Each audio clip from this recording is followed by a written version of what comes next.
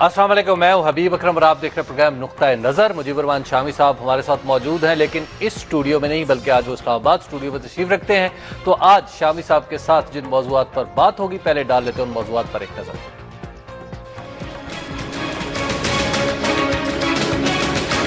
Supreme court ने general Parvez Musharraf की रिहाई के अहकामात जारी कर दिए।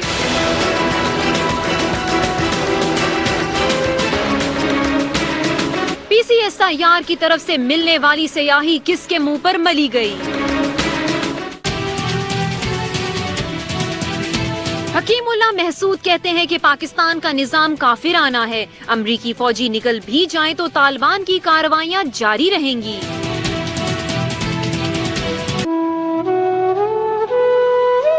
फैसलाबाद की सनती तरक्की के मेमार का सफरे आखिरत। जी, आज इन खबरों के अलावा 3 धमाके भी हैं। लाहौर में एक धमाका हुआ जिसमें 16 अफराद जख्मी हुए और 1 जाँ बहक हुए। कोयटा में अभी कुछ देर पहले धमाका हुआ जिसमें 6 अफराद जाँ बहक और 50 से ज़्यादा जख्मी हुए। और पेशावर में एक धमाका हुआ जिसमें अल्लाह की मेहरबानी से किसी को नुकसान नहीं पहुंचा, अगरचे ये हमला एक पोलियो टीम के करीब किया गया था। चंद लोग जो खासादार फोर्स के थे वो जख्मी हुए। शामी साहब हमारे साथ मौजूद हैं। अस्सलाम वालेकुम सर। वालेकुम अस्सलाम। शामी साहब, बड़ी जी नाखुशगवार खबरें सुनाई हैं आपने। लाहौर में तो मेरा ख्याल फूड स्ट्रीट में धमाका हुआ है। जी बिल्कुल। और यहाँ पहले भी एक धमाका हो चुका है, वो किसी नाम नेहाद बलोच तंजीम ने इसकी जिम्मेदारी कबूल की थी जी। और आज कोयटा में भी धमाका हुआ है, लाहौर में भी धमाका हुआ है। अब इसके पीछे कौन है अभी तक कुछ कहा नहीं जा सकता, लेकिन लगता ये है कि वो लोग सरगर्म हैं जो पाकिस्तान में अमन और चैन जो है देखना नहीं चाहते, और जो ही पाकिस्तान में अमन की बात होती है उनकी नींदें हराम हो जाती हैं।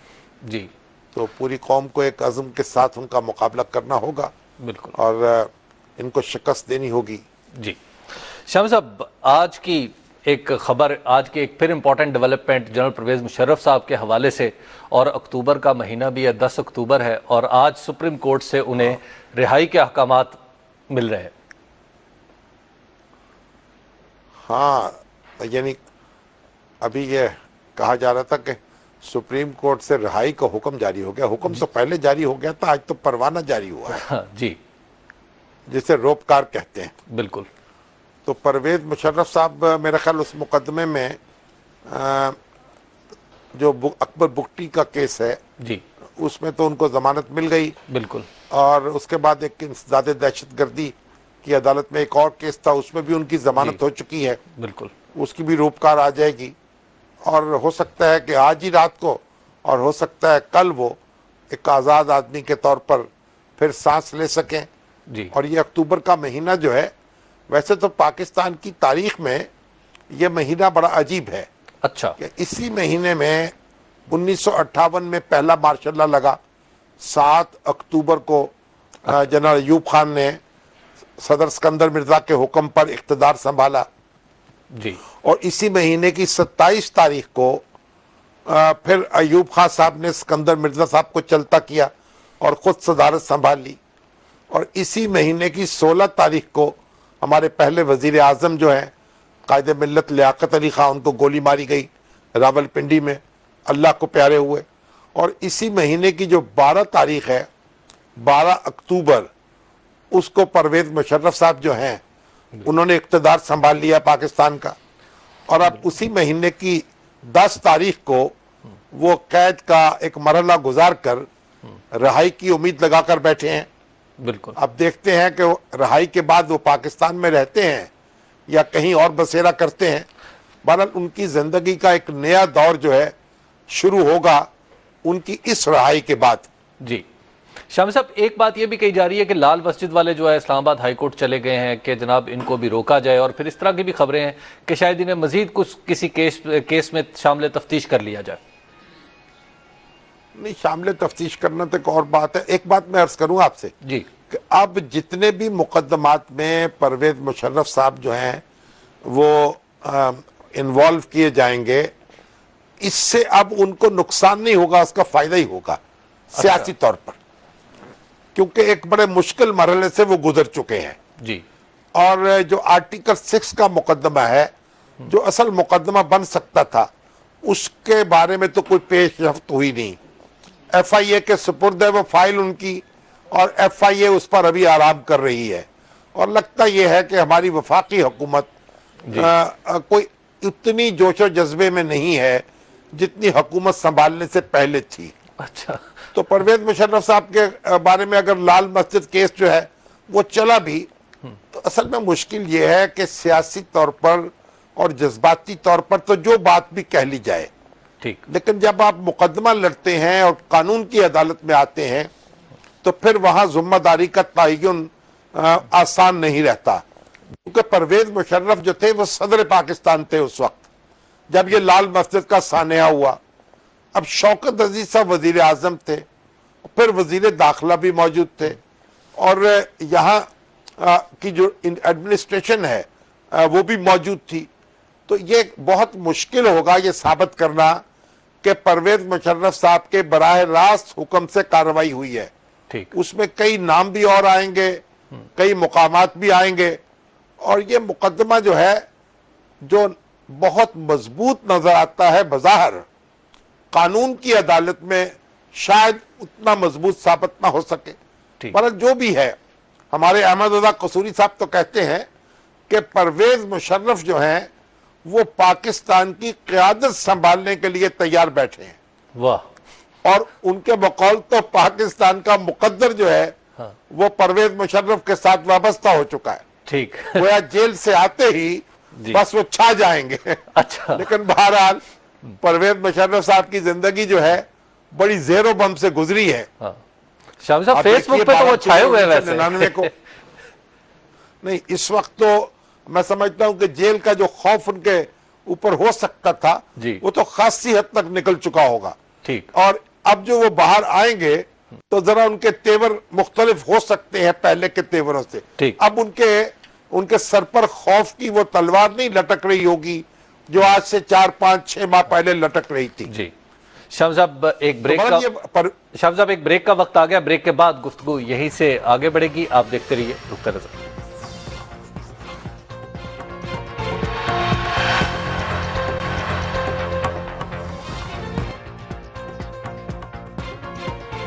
نقطہ نظر میں ایک بار پھر خوش آمدید. بات ہو رہی تھی اور شامی صاحب بتا رہے تھے کہ کیا مستقبل ہونا ہے جنرل پرویز مشرف صاحب کا. تو شامی صاحب آپ کہاں کہاں چھائیں گے وہ اپنی آزادی کے بعد؟ دیکھیے, پرویز مشرف صاحب جو ہیں ان کا جو مارشاء اللہ ہے وہ دنیا کا بڑا دلچسپ مارشاء اللہ ہے. اچھا, جو ایک جرنیل نے اپنی نوکری بچانے کے لیے لگایا. ٹھیک, کیونکہ وزیر اعظم نے ان کو ملازمت سے سبکدوش کر دیا تھا تو انہوں نے بدلے میں وزیر اعظم کو ملازمت سے سبکدوش کر دیا. اور ہمارے ساتھ ایک میٹنگ میں انہوں نے یہ بات کہی تھی کہ جو مجھے دھکا دے گا میں اس کو دھکا دوں گا. اچھا, لیکن اس سے قطع نظر وہ ایک ذہین آدمی ہے, قادر الکلام بھی ہیں, چیزوں پہ غور بھی کرتے ہیں, اور اپنے بارے میں بڑے پر اعتماد ہیں. ٹھیک, تو اور رسک بھی لے سکتے ہیں کیونکہ کمانڈو رہے نا. بالکل. تو اور بہت سے خطرے جو ہیں ان میں جمپ کرنے کی صلاحیت بھی ان میں ہے. واہ, تو اب دیکھیے مستقبل ان کے لیے کیا لاتا ہے. ٹھیک ہے, اور وہ مستقبل سے اپنے لیے کیا حاصل کرتے ہیں. جی شامی صاحب, پرویز مشرف صاحب سے ذرا آگے الیکشن کی تازہ ترین جو معاملات چل رہے ہیں, اب جو سیاہی کا معاملہ ہے وہ تو کچھ پیچیدہ نہیں ہوتا چلا جا رہا؟ نہیں, آج اصل میں جو زاہد حامد صاحب ہیں جی, جو سائنس اور ٹیکنالوجی کے وزیر ہیں, اچھا, اور یہ جو PCSIR ہے جی, یعنی Pakistan council of scientific and industrial research, جی, یہ وزارت سائنس اور ٹیکنالوجی کا حصہ ہے. ٹھیک, یعنی ان کا ایک ماتحت ادارہ ہے. جی, تو انہوں نے بتایا کہ PCSIR کے جو چیئرمین ہے ان سے انہوں نے پوچھا تو انہوں نے بتایا کہ ہم نے سیاہی اصلی حالت میں الیکشن کمیشن کو دے دی تھی. اچھا, اور بعد میں پھر چیئرمین صاحب نے خود بھی میڈیا کو بتا دیا کہ ہم نے یہ سیاہی کراچی میں سپرد کی ہے ان کے الیکشن کمیشن کے. تو اب دیکھنے کی بات یہ ہے کہ یہ سیاہی جو ہے, جو میگنیٹک سیاہی ہے, یہ صرف کراچی میں استعمال نہیں ہوئی یا ملک کے دوسرے حصوں میں بھی اس کے ساتھ کچھ گڑبڑ ہوئی ہے. ٹھیک. کیونکہ جب سکیننگ ہوگی لاہور کی یا کسی اور حلقے کی تو پھر پتہ چلے گا کہ یہاں جو ہے لوگوں نے کون سی سیاہی استعمال کی ہے, یہاں بھی کوئی گڑبڑ ہوئی ہے یا نہیں ہوئی. یعنی ایک تو بات یہ ہے. جی. اب وہ اب یہ تحقیقات یہ کرنی پڑے گی کہ الیکشن کمیشن نے کس کو سیاہی سونپی, اپنے عملے میں سے کس کس کو دی, یا الیکشن کمیشن کے اندر ہی تبدیل ہو گئی ہے یا نیچے جا کے تبدیل ہوگی. نیچے جا کے تبدیل ہوتی نظر نہیں آ رہی, کہیں بالائی سطح پر ہی تبدیل ہو گئی. اور یہ ساری تحقیقات کرنی پڑے گی اور ایف آئی اے کو اس کے لیے زحمت دینا پڑے گی, یا پھر الیکشن کمیشن خود اپنی انٹرنل انکوائری کروا لے. اور ہمارے جو قائم مقام چیف الیکشن کمشنر ہیں جسٹس تصدق حسین جیلانی, انہوں نے اس کا حکم بھی دیا ہے اس معاملے کی تحقیقات کر کے ان کو رپورٹ پیش کی جائے. جی. بڑا جلدی پتہ چل جائے گا کہ معاملہ کیا ہے. تو گویا شامی صاحب ذمہ داری جو ہے وہ الیکشن کمیشن بھی فکس ہوتی نظر آ رہی ہے, یعنی کسی طرف سے بھی آئے تو نہیں. اصل بات یہ ہے کہ الیکشن کمیشن کے پاس جب سیاہی آئی تو پھر کہاں گئی اور کس طرح گئی, ٹھیک, اسے تبدیل کہاں کیا گیا, کس نے کیا, یہ ساری ذمہ داری جو ہے متعین کرنی پڑے گی نا. جی ٹھیک ہے. جی تو شامی صاحب, لیکن اسی سیاہی کے حوالے سے جو رپورٹس آئی ہیں وہ تو اب چیلنج ہو گئی ہیں. کراچی میں اقبال محمد علی صاحب نے بھی چیلنج کر دی, جو NA-256 کا حوالہ ہے. اقبال محمد علی صاحب اور ان کے ایک ساتھی ہیں جو صوبائی اسمبلی کے, وہ ان کو خامخواہ میرا خیال پریشانی لاحق ہو رہی ہے. انہوں نے کہا جی یہ جو نادرا کی رپورٹ ہے اس سے کوئی نتیجہ اخذ نہ ہو. وہ سندھ ہائی کورٹ میں پہنچ گئے. دیکھیے یہ مقدمہ الیکشن ٹریبونل کے سامنے ہے اور الیکشن ٹریبونل کو اس کا فیصلہ کرنا چاہیے. تو یہ سندھ ہائی کورٹ میں ان کو پہنچنے کی ضرورت نہیں تھی. اور اب سندھ ہائی کورٹ کیا فیصلہ کرتا ہے یہ تو اس پر معلوم ہوگا. لیکن اس طرح کے معاملات میں عام طور پر اعلیٰ عدالتیں رٹ جاری نہیں کرتی, اور یہ الیکشن ٹریبونل کے پاس جو معاملہ ہو اس کا فیصلہ الیکشن ٹریبونل کو کرنے دیتی ہیں. تو ہمیں توقع کرنی چاہیے کہ جو بھی اس پروسیس میں رکاوٹ ڈالنے کی ضرورت نہیں ہے. جو رکاوٹ ڈالے گا اس کے اچھے نتائج نہیں نکلیں گے, لوگوں میں شکوک و شبہات بڑھیں گے. تو جو ایک چیز سامنے آنی ہے اور آپ نے جانچ پڑتال سے جس نتیجے پہ بھی پہنچنا ہے تو پہنچ جائے, دودھ کا دودھ پانی کا پانی ہو جائے, اس میں کیا حرج ہے. اچھا شامی صاحب, ایک اور اینگل بھی ہے اس ساری صورتحال کا. کراچی کے بعض لوگ کہتے ہیں کہ جناب ووٹ کہیں اور بھی تو ٹھپے لگ سکتے ہیں, ان کے اوپر انگوٹھے لگ سکتے ہیں اور پھر وہ سٹف ہو سکتے ہیں. یعنی یہ سارے کا سارا کام جو ہے یعنی پولنگ سٹیشن کے اندر نہیں باہر ہوا ہے. دیکھیے بات یہ, کہیں اگر اور ٹھپے لگے ہیں تو وہ بھی ظاہر ہے کہ پھر جو پریزائڈنگ افسر تھا, جو پولنگ کا سٹاف تھا, اس کی ذمہ داری ہے نا. جو ریٹرننگ افسر ہے اس کی ذمہ داری ہے کہ ان بیلٹ باکسز کی حفاظت کرے, پھر ان کے ووٹ جب گن لیے جائیں تو ان کی گنتی ان کے تھیلوں میں بھرے. تو یہ ساری چیزیں, یعنی ہم اس میں قیاس آرائیاں کرنے کی ضرورت نہیں ہے. اس میں اب تحقیقات شروع ہوئی ہے تو پتہ چلتا جائے گا. اور ہمیں دیکھیے ابھی تو ایسا ہوا ہے نا کہ یہ سارا نادرا کے پاس بھی انتظام موجود ہے اور الیکشن کمیشن اور نادرا کے درمیان بھی ایک معاملہ بہتر چلا, تو ہماری رسائی اس طرح کی چیزوں تک ہو رہی ہے. اگر یہ اہتمام نہ ہوتا تو پھر اس طرح کی باتیں منظر عام پر آتی نا. اب جب آ گئی ہیں تو ہمارے جو MQM کے یہ دوست ہیں جو بھاگ کر سندھ ہائی کورٹ میں پہنچے ہیں, ان کو اتنی بھاگنے کی ضرورت نہیں تھی. یہ ذرا اطمینان سے بیٹھے ابھی دیکھیں کیا ہوتا ہے, کیا نتیجہ نکلتا ہے. اب اگر اس کو روک دیا جائے, نادرا کو پروسیس کرنے سے روک دیا جائے, تو آپ عدالت کو کس کام پر لگانا چاہتے ہیں اور کس طریقے سے اس کو متاثر کرنا چاہتے ہیں, یہ کوئی اچھی بات نہیں ہے. جی شام صاحب, کراچی کے حوالے سے ہی آج مطلب وہاں پہ ایک آپریشن تو جاری ہے, اور وہاں پہ کل شامی صاحب جو واقعہ پیش آیا کہ جس میں ایک انسپیکٹر اور ایک سب انسپیکٹر شہید ہو گئے, تو کراچی کے امن و امان کے جو معاملات ہیں وہ بھی اب ہم دیکھ رہے ہیں کہ آپریشن کے باوجود کچھ اس طرح کے واقعات بھی ہونے لگے. دیکھیے یہ اصل میں ایک تو پہلی بات ہے, میں تو لفظ آپریشن استعمال کرتے ہوئے بڑا گھبراتا ہوں. اس سے تو بہت ایک خوفناک سا تاثر پیدا ہوتا ہے. یہ ٹارگیٹڈ کارروائیاں ہو رہی ہیں، اور رینجرز کے ذرائع نے یہ پرسوں ہی مجھے بتایا تھا، 2 دن پہلے، اچھا، کہ فیصلہ کیا گیا ہے ایک بڑی اعلیٰ سطح پر کہ جو پولیس آفیسر اور رینجرز کے آفیسر ان کارروائیوں میں مصروف ہیں، ان کو ٹارگٹ کیا جائے اور ان کو نشانہ بنا کر ان کو ہلاک کر ڈالا جائے۔ اچھا، تو یہ 2-3 دن پہلے یہ اطلاع جو تھی میرے پاس موجود تھی کہ ایسا ہوگا اور ایسا ہو سکتا ہے، اور 1 دن بعد پتہ چل گیا کہ یہ معاملہ ہوا ہے۔ دیکھیے، یہ ایک کراچی میں جو کچھ ہو رہا ہے، اور کراچی میں جس قماش کے مجرم موجود ہیں، وہ کوئی معمولی بات نہیں ہے۔ آج وزیر اعظم نواز شریف صاحب نے بھی پشاور میں اپنی پریس کانفرنس میں یہ بات کہی کہ جج ڈرتے ہیں سزا دیتے ہوئے۔ بالکل، ملزم جو ہے جج کے سامنے کھڑا ہو کر اعتراف جرم کر رہا تھا، اور جج اس کا اعتراف لکھ نہیں پا رہا تھا، جی شامی صاحب، وہ کچھ اور لکھ رہا تھا۔ ایک بریک کا وقت آ گیا ہے شامی صاحب، ایک بریک کا وقت آ گیا ہے۔ بریک کے بعد گفتگو ہم یہیں سے آگے بڑھائیں گے، آپ دیکھتے رہیے نقطہ نظر۔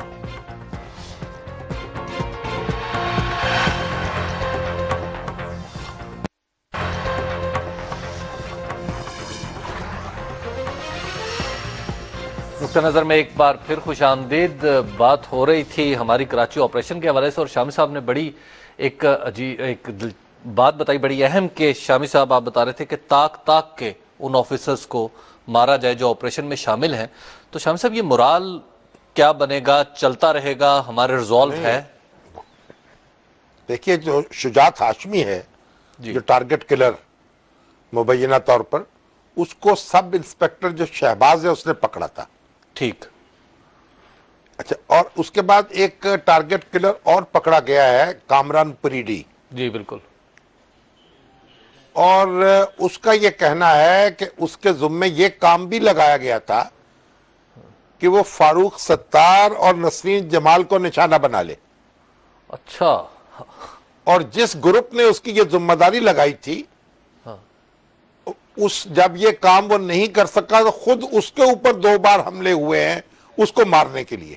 ٹھیک، تو یہ کوئی گروپ کے اندر گروپ چل رہا ہے۔ وہ کہتا ہے مجھے کئی احکامات جو ہیں، یعنی یہ جو تفتیشی ذرائع بتاتے ہیں، یعنی رینجرز کے اور پولیس کے ذرائع بتاتے ہیں کہ اس کا کہنا یہ ہے کہ مجھے اس طرح کے احکامات لندن سے براہ راست موصول ہوتے تھے۔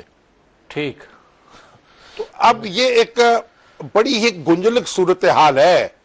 آہستہ آہستہ معاملات کھلیں گے کہ گروپوں کے اندر گروپ کس طرح کام کر رہے تھے، اور مختلف عناصر جو ہے کس طرح ایک دوسرے سے برسر پیکار تھے، اور جماعتوں سے اور جماعتوں کے اندر کیا گتھم گتھا ہوئے تھے لوگ۔ جی، بہرحال اس وقت تو رینجرز جو ہے اس کا حوصلہ بھی پست نہیں ہوا، اور پولیس کا بھی نہیں ہوا۔ جو ہمارے رضوان ہیں ڈی جی رینجرز، وہ بڑے حوصلے میں ہیں، اور یہ جو پولیس چیف ہیں ان کی بھی گفتگو میں سن رہا تھا ٹی وی پہ، انہوں نے کہا ہم سب ختم ہو جائیں لیکن ہم ان مجرموں کو ختم کر کے رہیں گے اور کراچی میں امن بحال کر کے رہیں گے۔ دیکھیے، رینجرز اور پولیس، ان کے حوصلے بلند ہیں، اور وہ ایک اعلیٰ مقصد کے لیے اپنے وطن کو امن اور سلامتی کے لیے دینے کے لیے جد و جہد کر رہے ہیں، اور ہمیں ان کی حوصلہ افزائی کرنی چاہیے، اور مجرموں کی سرکوبی جو ہے اس میں ان کا جس حد تک ممکن ہو سکتا ہے ساتھ دینا چاہیے، اور ان کو بھی کوشش کرنی چاہیے کہ وہ کسی ورگلانے میں نہ آئیں، اور اپنے ٹارگٹ پر اپنی نظر رکھیں، اور سیاسی معاملات میں اور سیاسی نقطہ آفرینیوں میں اپنے آپ کو نہ الجھنے دیں۔ یہ بہت ضروری بات ہے۔ شامی صاحب، اگلی خبر پر جانے سے پہلے میں آپ کو ایک تازہ ترین بتا دوں کہ جنرل پرویز مشرف صاحب کو ایک دفعہ پھر گرفتار کر لیا گیا ہے، غازی عبدالرشید، وہی لال مسجد والے کیس میں جس کی ہم بات کر رہے تھے، اس کیس میں یہ ابھی بات چل رہی ہے کہ شاید وہ بھی ابھی اس میں گرفتار ہو جائیں گے۔ جی، اچھا شامی صاحب، چلیے، اگر گرفتار کر لیا گیا ہے تو ان کے لیے بھی اس میں بھی پھر بیل اپلیکیشن شروع ہو جائے گی ان کی۔ بالکل، اب یہ سیاست کے کھیل بڑے عجیب ہیں۔ آپ کو یاد ہونا چاہیے، یہاں جب آپ کسی پر مقدمے قائم کرتے ہیں اور ایک مقدمے پر دوسرا مقدمہ قائم کرتے ہیں، پھر ایک بیل پر دوسری بیل لینے کی کوشش کرتے ہیں، تو اس سے اس کو نقصان نہیں ہوتا، بعض اوقات فائدہ ہو جاتا ہے۔ جی ہمیں یہ جو پرویز مشرف صاحب ہیں ان کو گھبرانے کی ضرورت نہیں ہے، اور ان کے حامیوں کو بھی گھبرانے کی ضرورت نہیں ہے۔ اب معاملہ اگر اسی طرح وہ حوصلہ رکھیں اور اب ماشاءاللہ لیڈر بننے کی کوشش کرتے رہے اس طریقے سے۔ جی شامی صاحب، اگلی خبر، اور وہ تو بڑی، یعنی یوں کہیے کہ ہمارا جو ایک مجموعی ماحول تھا اس کو اس نے ختم کر دیا ہے۔ شامی صاحب، حکیم اللہ محسود صاحب سے ایک انٹرویو چھپا ہے، وہ اب کہہ رہے ہیں کہ جناب ہم اگر امریکہ افغانستان سے نکل بھی جائے تو بھی ہماری کارروائیاں جاری رہیں گی، کیونکہ پاکستان کا تو نظام ہی کافرانہ ہے۔ دیکھیے بات یہ ہے کہ حکیم اللہ محسود صاحب جو ہیں انہوں نے جو کچھ بھی کہا ہے اس کو ایک کان سے سن کر دوسرے سے اڑا دینا چاہیے۔ اچھا، وہ کیوں؟ وہ کہتے ہیں مذاکرات، ہاں اس لیے کہ جو مذاکرات کی بات ہو رہی ہے، جی، اور میری اطلاع کے مطابق بعض جید علماء کرام ہیں وہ اس میں انوالو ہیں، تو ان کو اپنا کام کرنے دینا چاہیے۔ جو حکیم اللہ محسود اس طرح کی باتیں کر رہے ہیں اور وہ ان باتوں میں کوئی وزن نہیں ہے، وہ کوئی عالم دین نہیں ہے، اور نہ ان کا کوئی علم دین جو ہے کوئی بے کنار ہے۔ ان کو علماء سے رجوع کرنا چاہیے اور اپنے خیالات جو ہیں ان پر نظر ثانی کرنی چاہیے۔ پاکستان جو ہے اس کا نظام کافرانہ نہیں ہے، پاکستان اسلامی جمہوریہ ہے، پاکستان ہے، پاکستان میں قرارداد مقاصد موجود ہے اس کے دستور میں، جو کہتی ہے کہ یہاں کے رہنے والوں کی انفرادی اور اجتماعی زندگی اسلامی اصولوں کے مطابق ڈھالی جائے گی۔ پاکستان میں جو پاکستان کا سرکاری مذہب اسلام ہے، تو پاکستان کوئی سیکولر ریاست نہیں ہے، کوئی کافرانہ ریاست نہیں ہے۔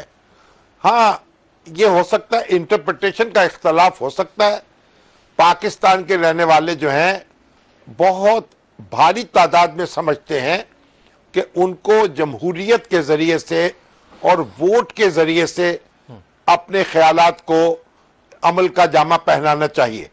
مختلف سیاسی جماعتیں یہاں کام کر رہی ہیں۔ حکیم اللہ محسود صاحب جو ہیں اگر یہ کام بندوق کے ذریعے کرنا چاہتے ہیں تو وہ اپنے لیے مشکلات پیدا کریں گے، اور جو راستہ ان کے لیے کشادہ ہو رہا ہے اس کو تنگ کر لیں گے۔ بندوق جو ہے اس کو یہ حق نہیں ہے کہ لوگوں پر اپنی مرضی مسلط کرے۔ اگر حکیم اللہ محسود صاحب کی انٹرپریٹیشن میں اسلام جو ہے اس کی اقدار ہیں، ان کی نوعیت کچھ اور ہے، ترتیب کچھ اور ہے، وہ اور طرح کا ماحول چاہتے ہیں، تو پھر ان کو چاہیے کہ وہ سیاست میں حصہ لیں، بندوق رکھ دیں۔ لوگ اگر ان کو پسند کر لیں تو ان کو وہ برسر اقتدار آ جائیں، ٹھیک ہے، اور اپنے خیالات کو عمل کا جامہ پہنا دیں۔ لیکن آپ شامی کو صاحب یاد ہونا چاہیے، دیکھیے پاکستان وہ جو مذاکرات کی ذمہ داری ناکامی کی وہ حکومت پہ ڈال رہے ہیں، کہتے ہیں کہ حکومت جو ہے وہ سنجیدہ ہی نہیں ہے، اگر سنجیدہ ہوتی تو میڈیا پہ نہ آتی، جرگہ بھیجتی۔ دیکھیے پرویز رشید صاحب تو کہہ رہے ہیں کہ گفتگو شروع ہو بھی چکی ہے۔ دیکھیے یہ ساری چیزیں میز پہ بیٹھ کے نہیں ہوتی، کھلا نہیں ہوتی، کئی چیزیں جو ہیں وہ کچھ ٹریک ٹو بھی ہوتا ہے، اور یہ کچھ نہ کچھ خسر پسر خود بدھ ہو رہی ہے۔ ٹھیک ہے، تو اس لیے یہ کہنا کہ رابطے نہیں ہیں، ایسا نہیں ہے۔ اور یہ حکیم اللہ محسود صاحب ہمارے کفر اور اسلام کا فیصلہ نہیں کر سکتے۔ دیکھیے ہماری جو ریاست ہے وہ اسی طرح کی مسلمان ہے جس طرح کہ ہم سب مسلمان ہیں۔ ٹھیک، ہم دیکھیے ہم گناہگار ہو سکتے ہیں، ہم یہ کہہ سکتے ہیں کہ ہم کو قرون اولیٰ کے مسلمانوں کا نمونہ نہیں ہے، لیکن ہیں تو مسلمان نا۔ تو حکیم اللہ محسود صاحب کون سے صحابہ کرام کی طرح کے مسلمان ہیں؟ بالکل، وہ بھی ایک گناہگار مسلمان ہے۔ ان کے ہاتھوں میں تو دیکھیے نا، ان کے ہاتھوں میں بندوق ہے، اس پتہ نہیں بندوق نے کیا کچھ کیا ہے۔ بالکل، تو اس لیے یہ فتوے دینے سے گریز کریں وہ، اور علماء کرام جو ہیں ان سے رجوع کریں، اور علماء فتویٰ دے چکے ہیں کہ پاکستان کے اندر بندوق اٹھانا کسی طور مناسب نہیں ہے۔ اسلام اس کی اجازت نہیں دیتا۔ شام صاحب ایک بریک کا وقت ہو گیا، بریک کے بعد ہم آئیں گے اور کچھ گفتگو بھی آگے بڑھے گی، اور آپ کے کچھ سوالات بھی ہم پروگرام کا حصہ بنانے کی کوشش کریں گے۔ آپ دیکھتے رہیے نقطہ نظر۔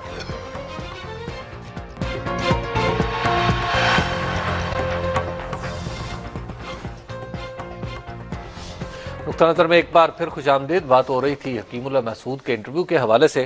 تو شامی صاحب اب جو طاغوت کہہ رہے ہیں ہمیں اور امریکہ کا مطلب ایک الائی کہہ رہا ہے اور اس کو وجہ قرار دے رہا ہے ہم پہ حملے کی, تو اس کے بعد پھر مذاکرات کی گاڑی آگے چلے گی؟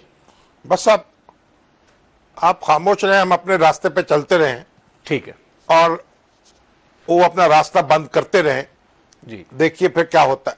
جی شامی صاحب, ابھی جو تازہ ترین ہم بات کر رہے تھے کہ وہ جنرل پرویز مشرف صاحب کو باقاعدہ طور پہ گرفتار بھی کر لیا گیا.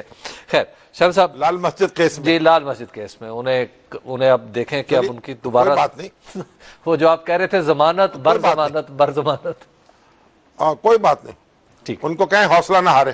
جی احمد رضا قصوری صاحب ان کا حوصلہ بڑھانے کے لیے کافی ہیں. ٹھیک ہے سر.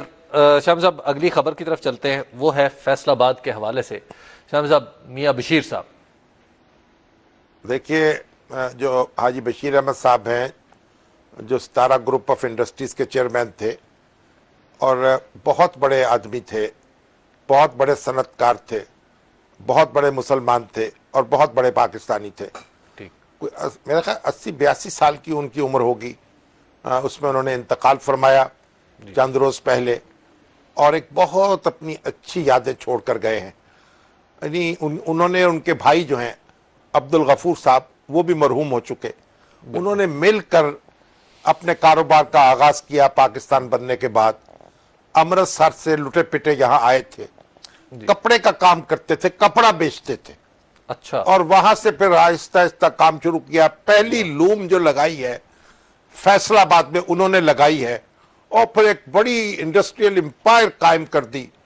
کیمیکل اور آپ کی بجلی پاور پلانٹ اور کتنے, اور ٹیکسٹائل, یعنی کتنے ہی شعبے ہیں جو انہوں نے اس میں اپنے جوہر کا اپنا جوہر جو دکھایا, اور ان کے بچے جو ہیں اب ان کے کام کو آگے بڑھا رہے ہیں. اور بہت کچھ کیا قوم کے لیے بھی, ہسپتال بنائے, تعلیمی ادارے بنائے, بیواؤں کے سر پہ ہاتھ رکھا, یتیموں کی دستگیری کی.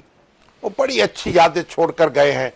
اللہ تعالیٰ ان کی مغفرت فرمائے. آمین. اور یعنی یہ وہ لوگ ہیں جن کی وجہ سے پاکستان جو ہے اللہ کے فضل و کرم سے آج بھی پورے قد سے کھڑا ہے, اور اس میں جو رحمت اور برکت ہے وہ انہی لوگوں کے دم سے ہے. اللہ تعالیٰ ان کو کروٹ کروٹ نصیب کرے. اور ان کا جو غم ہے وہ ایک مجھے خود اپنے دل میں محسوس ہوا. میرے ساتھ ان کا بڑا تعلق تھا, ملاقات اگرچہ کم ہوتی تھی لیکن دل کا رابطہ جو تھا وہ بہت گہرا تھا. جب بھی ملتے بہت دعائیں دیتے, اور بہت ان کی بات سن کر دل میں ٹھنڈک ہوتی. بالکل. تو ایک بڑی اہم شخصیت تھے, بڑے اچھے پاکستانی تھے. پاکستان ایک اپنے بڑے فرزند سے محروم ہو گیا. جی شامی صاحب, کئی دنوں سے ہم سوالات کا حصہ شامل نہیں کر سکے, تو آج فیس بک سے ایک سوال جو ہے وہ امداد علی داؤد پوتا صاحب نے ابھی, اور مجھے خصوصی طور پہ کہا کہ وہ سوال لیں. وہ سوال یہ ہے شامی صاحب, وہ کہہ رہے ہیں کہ جو پرویز مشرف کے لیے جو بگٹی کیس بنا یا ان کے اوپر جو دوسرے کیسز بنے, ان میں تو ثبوت نہیں ہے, لیکن کیا آرٹیکل 6 میں بھی کسی ثبوت کی ضرورت ہے ان کو پکڑنے کے لیے؟ دیکھیے اس میں تو وفاقی حکومت ہی فیصلہ کر سکتی ہے نا کہ یہ پھر کس کس کے گھر جو ہے دستک دی جائے گی, اس کا نتیجہ کیا ہوگا. یہ سارے معاملات ان کو غور کرنے پڑیں گے. الیکشن سے پہلے تو وہ کہتے تھے کہ بڑا آسان معاملہ ہے, اب کچھ مشکل نظر آتا ہے, پر دیکھیں کیا ہوتا ہے. جی شاہ صاحب, یہ جی ہے جی غزالہ صاحبہ ہیں, یہ کراچی سے. غزالہ صاحبہ کہہ رہی ہیں کہ شامی صاحب, جنرل پرویز مشرف کا مستقبل آپ کیا دیکھتے ہیں سیاست میں, کیا وہ وزیر اعظم بنیں گے یا صدر؟ دیکھیے پرویز مشرف صاحب جو ہیں, اب بتائیے صدر بن چکے, ماشاء اللہ چیف ایگزیکٹو بن چکے, ماشاء اللہ لگا چکے, اب ان سے اتنی زیادہ توقعات وابستہ کیوں کر رہی ہیں میڈم آپ؟ شامی صاحب, متروکہ وقف املاک کے جو سابق چیئرمین تھے آصف ہاشمی صاحب, تو آصف ہاشمی صاحب نے بھی آج ہمیں کال کیا اور اس وقت ہمارے ساتھ لائن پہ موجود ہے. جی السلام علیکم ہاشمی صاحب. وہ تو کہیں بیرون ملک ہے نا؟ جی بیرون ملک سے کال کیا. وعلیکم السلام. جی بیرون ملک سے بول رہے ہیں آپ؟ شامی صاحب آپ کیسے؟ جی ہاں بیرون ملک سے بول رہا ہوں. اللہ کا شکر ہے. آپ کو یہ ہاں جی بتانا تھا فرمائیے، آپ خیریت سے ہیں؟ کاروبار ہے، میں ادھر، جی ہاں بالکل، جب میں چھٹی ہوتی تھی تو میں ادھر ہی آ جاتا تھا، لیکن اس دفعہ کیونکہ کچھ طبیعت آپ کی تو بڑی ڈھونڈیاں پڑی ہوئی ہے یہاں. اچھا شامی صاحب، میں بڑا شکر گزار ہوں، آپ لوگوں نے میرے کال سن لی. ایسا ہے کہ جی میں آپ کو بتاؤں، مجھے پروردگار کے فضل سے بڑا فخر حاصل ہے اپنے اوپر کہ جب سے میں شہید بھٹو کے دور سے مختلف عہدوں پہ رہا ہوں اور آج تک میں نے کوئی لیگل کام نہیں کیا جی، رب کے فضل سے. اور یہ بھی جو میرے اوپر الزام ہے کہ ڈی ایچ اے میں 33% زمین ملتی ہے، آپ سارے لاہور کے پراپرٹی ڈیلرز کو کال کر لیں، وہاں 25% ملتی ہے. مجھے فیڈرل گورنمنٹ نے کہا تھا. پہلے ذرا ہولڈ تو کر لینا. یعنی آپ پر یہ الزام ہے کہ آپ نے متروکہ اوقاف کی زمین جو ہے وہ ڈی ایچ او کو دی اور ان سے 25% پلاٹ کے صورت میں واپس لیے، یہی الزام ہے نا؟ جی ہاں. تو یہ تو کوئی الزام نہیں ہے، یہ تو ڈی ایچ اے جو ہے جس سے بھی زمین لیتی ہے اس کو 25% دیتی ہے. بے شمار ہمارے دوست ہیں، انہوں نے 1-1 ایکڑ زمین دی اور 2-2 پلاٹ 1-1 کنال کے لیے. تو اگر متروکہ اوقاف کے لیے آپ نے لے لیے تو اس میں بھی کوئی مذاکرہ نہیں. اس میں آپ کو کیا پریشانی ہو رہی ہے؟ میرا یہی اللہ تعالیٰ، آپ نے میرا مسئلہ حل کر دیا، لیکن میرے کچھ بلیک میلرز اور کچھ دوسرے جا رہے ہیں مختلف کورٹس میں، اور کورٹس میں جا کے اور میرے خلاف ایسا پروپیگنڈا ہو رہا ہے کہ جیسے کہ میں نے کوئی بہت بڑا جرم کیا ہے. یہ فیڈرل گورنمنٹ سے میں نے پرمیشن لی، بورڈ سے میں نے پاس کرایا، پھر میں نے جا کے یہ زمین دی تھی ویسے بھی. اور مگر اصل بات تو یہ کہہ رہے ہیں نا، نہیں ہاشمی صاحب، جو ڈی ایچ اے ہے اور اگر آپ کا بورڈ ہے متروکہ وقف املاک کا، اس کے درمیان جو ڈیل ہوئی ہے یہ تو دو، ایک سرکاری ادارہ ہے اور ایک نیم سرکاری ادارہ ہے. تو اس ڈیل کے بارے میں تو کچھ کہنا جو ہے دونوں تو. مگر سوال یہ ہے کہ وہ کہتے ہیں کہ سکھوں کی زمین تھی گردوارے کی جو آپ نے ڈی ایچ اے کی نظر کر دی ہے. بالکل غلط ہے جی. جو تھی بے بے نانکی کی زمین وہ میں نے واپس لیا ہے. یہی تو بات ہے کہ جب میں آیا ہوں تو میں نے وہ زمین گردوارے کی واپس لی ہے، ایک چونا منڈی کی جگہ تھی، ایک ساہیوال کی، یہ تینوں جگہیں میں نے واپس آ کے جو پچھلی لوگ دے گئے تھے میں نے وہ واپس لی ہیں، وہ باقاعدہ ریکارڈ پہ ہیں. میں نے کبھی اللہ نہ کرے کہ سکھوں کی کوئی زمین دوں. سکھ مجھے اتنا لائک کرتے ہیں کہ مجھ سے انہوں نے گردوارے کا افتتاح کرایا، انڈیا میں سب سے بڑے گردوارے کا. 500 سال بعد میں نے میاں میر نے کیا تھا. سکھ تو آپ کو اپنا بھائی بنا چکے ہیں مگر آپ بتائیں آپ نے واپس آ کر مقدمہ کیوں نہیں لڑتے؟ آپ لڑے مقدمہ اپنا. میں مقدمہ لڑ بھی رہا ہوں اور بھی واپس میں نے ریویو بھی کروا رہا ہوں، اور انشاءاللہ تعالی میں سرخ رہوں گا اور میں حاضر ہوں گا. میں عدالتوں کو ایسے سمجھتا ہوں کہ اگر کہ جیسے کہ کوئی شخص اپنے ماں باپ کو جواب دیتا ہے ویسے اس کو عدالتوں میں جواب دینا چاہیے. اور میں بڑے فخر سے کہتا ہوں کہ میں منٹ بھی نہیں لگاؤں گا، عدالتوں میں پیش ہوں گا، اور کوئی بھی، اور پہلے بھی پیش ہوتا رہا ہوں. جی تو آپ کو روکا کس نے ہے؟ میں ایکچولی جی جب میں ادھر آیا تھا نہیں جب میں ادھر آیا تھا تو میں نے اجازت لی ہوئی تھی عدالت سے پہلے کی. اس کے بعد جب میں ادھر آیا تھا تو میں نے پاسپورٹ جمع کرایا ہوا تھا عمرے کے لیے. عمرے سے واپس آیا ہوں تو مجھے انجائنا ہو گیا، ہارٹ کا ہو گیا تھا، جس کی وجہ سے میں نہیں آ سکا. اچھا، کوئی ایسی بات تو کب تک ٹھیک ہو جائیں گے آپ؟ ڈاکٹر نے کہا کہ جب تک 4 ویک 5 ویک نہیں، مگر جب تک دے دیں گے میں آ جاؤں گا. میں نے سنا یہ ہے کہ جب تک افتخار چودھری صاحب موجود ہیں اس وقت تک آپ کا دل جو ہے اس میں کچھ خدبد ہوتی رہے گی. نہیں دیکھیں ایسی بات نہیں ہے. وہ بھی جج ہیں، پاکستان کے بڑے جج ہیں، سپریم کورٹ کے جج ہیں. میں نے اگر نہیں آیا اور اگر ایسی فیلنگ ہے کہ نہیں آیا تو جیسے ماں باپ سے معافی مانگ لیتے ہیں ہم ججوں سے معافی مانگ لیں گے، لیکن ہم نے لا پوائنٹ پہ کیس لڑنا ہے. لا پوائنٹ پہ بات کروں گا.